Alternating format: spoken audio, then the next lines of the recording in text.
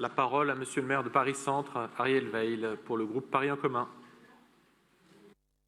Merci beaucoup. D'abord, je voudrais dire ma joie de voir aboutir ce projet qu'en effet, je porte avec un peu d'acharnement depuis, pour les Parisiennes et pour les Parisiens. Depuis 2020, nous avons construit ce projet depuis 2020, en effet, depuis une campagne où d'abord, nous avions fait des premières esquisses qui portaient sur les fossés du Louvre. Ces fossés, vous savez, qui étaient encombrés par des algécos, des bâtiments, des baraques de chantier depuis plus d'une vingtaine d'années, et je salue la décision de la présidente du Louvre, Laurence Descartes, d'avoir dégagé ces fossés historiques. Mais très vite, à la faveur de l'étude historique, d'abord que la mairie avait commandée à la Société Graal dès 2022, puis de sa présentation au public en 2023,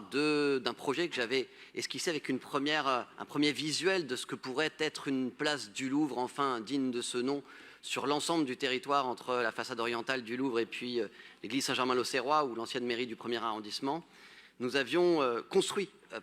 petit à petit ce projet avec les Parisiennes, avec les Parisiens, avec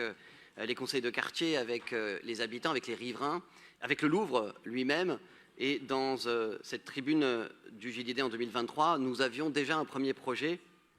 Et d'ailleurs, je rappelle le titre, la place du Louvre mérite un grand projet. Ce grand projet, il est devant nous, il est même plus grand que ce que nous avions envisagé, puisqu'aujourd'hui, il s'agit non moins, par cette petite délibération technique qui vote le principe d'un transfert de maîtrise d'ouvrage, eh bien, de raccrocher le projet de la ville, tout à fait ambitieux, à un projet non moins ambitieux, mais plus ambitieux encore, puisque c'est le projet de grande transformation du Louvre.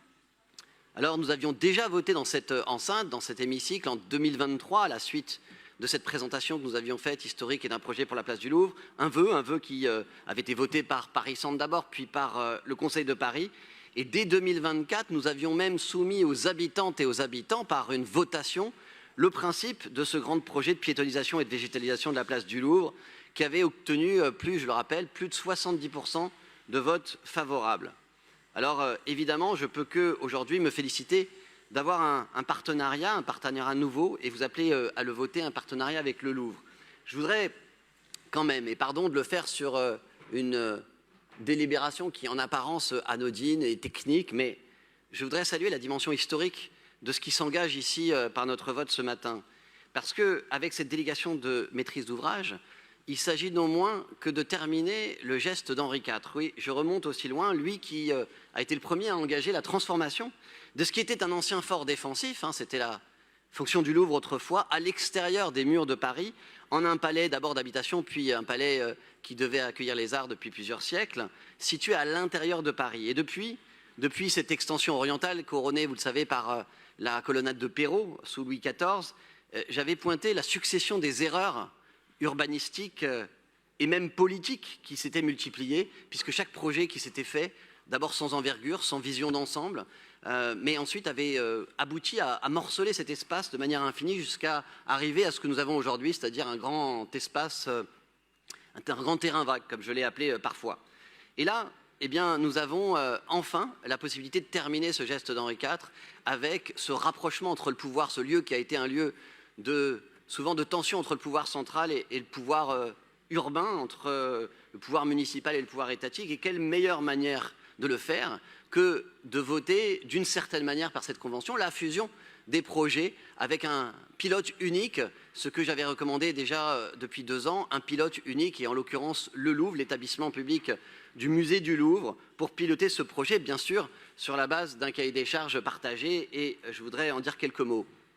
Mais avant, laissez-moi aussi souligner que ce projet s'inscrit dans une autre lignée plus récente, celle de grands projets, de très grands projets menés de concert avec l'État lorsqu'il y a, sans taire les différences qu'on peut avoir sur de nombreux sujets, eh bien, lorsqu'il y a des très grands projets au service des Parisiennes et des Parisiens, et je pourrais dire même du monde entier qui nous regardent, eh bien, nous savons travailler ensemble sur des délais contraints. Ça a été évidemment le cas avec les Jeux Olympiques et Paralympiques, donc je salue la réussite. C'était même un triptyque. Et puis bien sûr avec le projet de Notre-Dame, le fameux projet de Basse-Metz, qui d'ailleurs a inauguré ce principe d'échange de maîtrise d'ouvrage. Vous le savez, la réouverture de Notre-Dame à succès devant les yeux du monde entier a illustré un premier succès de cette délégation de maîtrise d'ouvrage, puisque le petit parvis, avec cette pierre de Comblanchien installée par Basse-Metz, eh bien, elle avait été installée par l'établissement public en charge de la reconstruction de Notre-Dame dans le cadre d'une convention d'échange de maîtrise d'ouvrage, de la même manière que c'est nous qui aurons à piloter l'installation du musée